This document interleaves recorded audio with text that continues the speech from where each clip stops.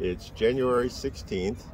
We've just returned to California from Scalea, and I thought I'd give a little update on travel information and restrictions for traveling from Italy back to the United States.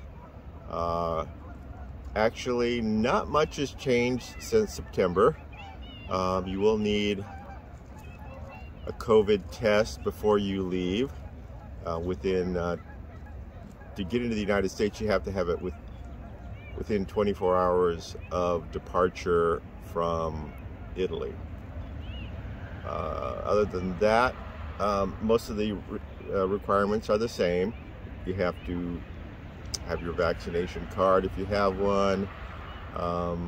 We traveled through France. They've just implemented the requirement of having a COVID test 48 hours before you arrive in France. So since we had one for America, it worked. Now, since we were going to spend the day in Rome, we couldn't get our tests until we got to Rome. So, as I've said in other videos, we stay right near the train station, and we found that there is a testing site at Savelli Pharmacy, which is on Cavour Street, which is basically a straight shot from the train station about 4 blocks down. And there was no one there. It was pretty easy and quick. It took us about 15 minutes. And at the airport, we had no problems. We didn't have to fill out any digital locator forms for France. We had to make sure we had an attestation form, which they're required to enter America, and you have to have that downloaded and filled out. Basically, you just put your name on it and sign it, but you will need it.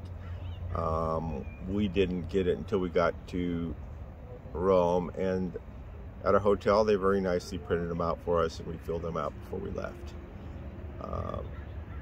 One other thing about getting a test is my daughter was returning to France, and for some reason they decided they needed a test from her, and we were already at the airport, so she had to do it there. She had to go from Terminal 1 to Terminal 3 and got the test. The whole thing took about 20 minutes. I will say that returning, there were no crowds. The flight from Rome to Paris was virtually empty. They just basically told us, sit wherever you want. There was a lot of room.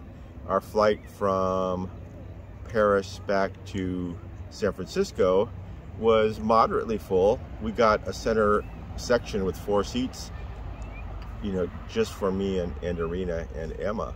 So it was pretty easy. It was not like when we came over in December where everything was packed. So times on these kind of things are based on what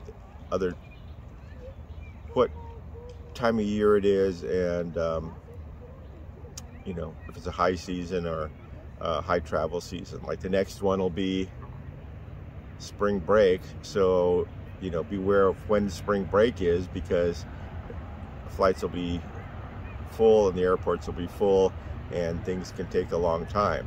When we came to Italy in December, the flights were packed, and we passed through Paris, and it was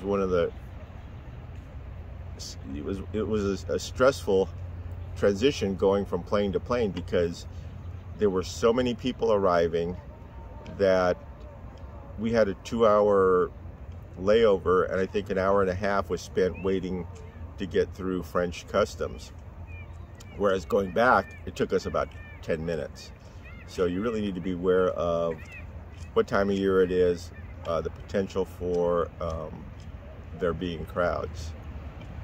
Other than that, it was straightforward. Like I said, make sure you have your tests, make sure you have all your paperwork. The other thing is, we came over and went back in September, and we came over in December and went back in January. The first 3 trips, they were kind of lax with paperwork. We had to fill out a lot of paperwork, but a lot of it didn't get looked at. returning this time, every time we turned a corner, somebody wanted to see some combination of all the papers we had. Sometimes it was, we need your vaccination certificate and your test. We need your passport and your test. So keep everything handy, because it's gotten a little tighter over there. So other than that, not a big deal. Just be prepared and everything should go smoothly.